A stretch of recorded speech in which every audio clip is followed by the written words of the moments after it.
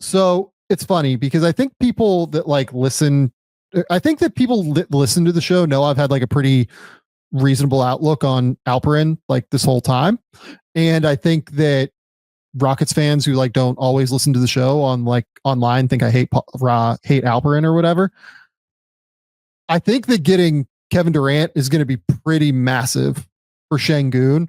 Essentially replacing Jalen Green with Kevin Durant is going to create so much space and opportunity on the interior for Şengün that I think some of the finishing issues that we've talked about in the past with Alperen are probably going to work themselves out in a pretty real way this year. I think that Şengün is really in for just kind of a massive season at the end of the day. I think we're talking if he's not all NBA, it's just because there are a number of bigs that are all NBA, and obviously we don't do positions anymore. But if Joel Embiid is healthy for some reason, or if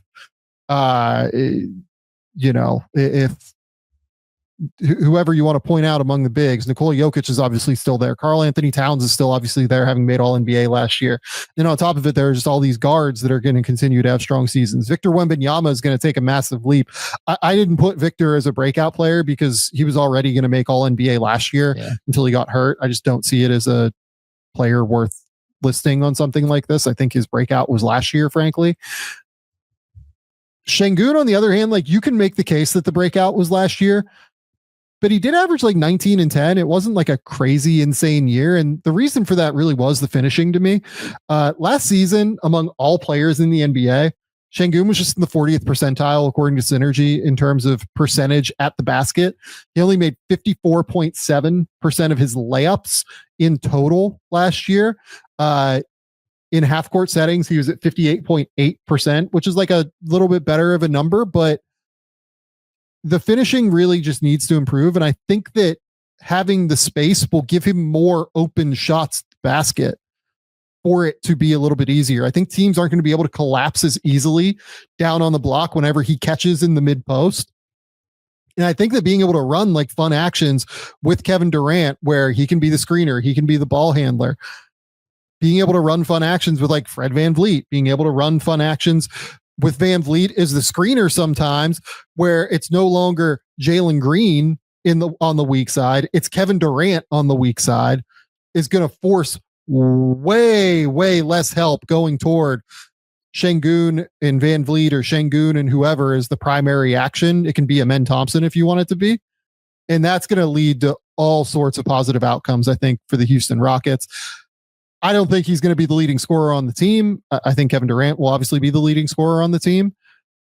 But I think we're talking about a 22, 23, 24 point per game and 12 rebounds per game, a massive monster season from Alperen Şengün. Yeah, I struggle so much with the finishing thing too, because it all looks like it should go in. I really buy his skill level.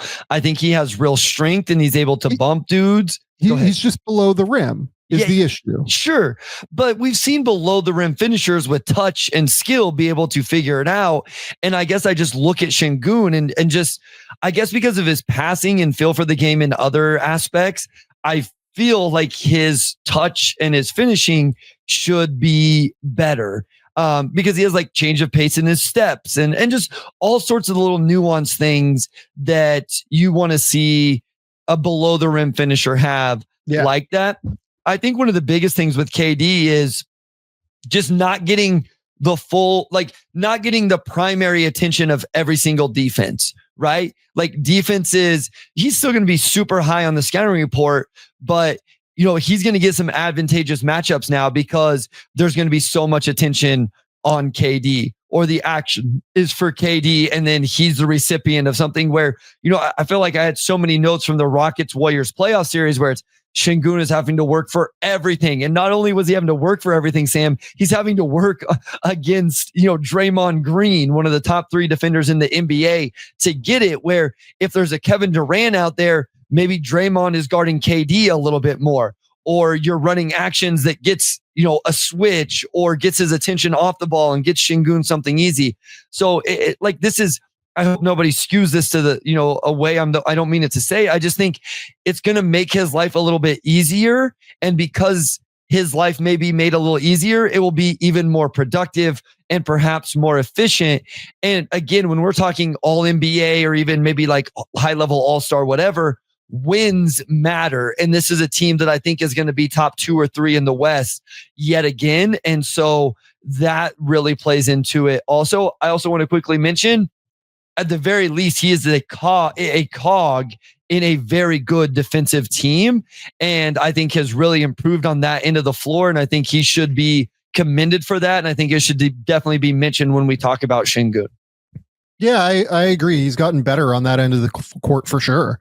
He's really pretty solid within that scheme at this point. I don't think he's like the reason that they're good defensively necessarily, but I think that he works within that scheme and ends up being like a pretty useful defender. Like I wouldn't even like go as far as to say he's like wildly positive defensively, but because I think there are matchups where I think he is quite positive defensively, honestly.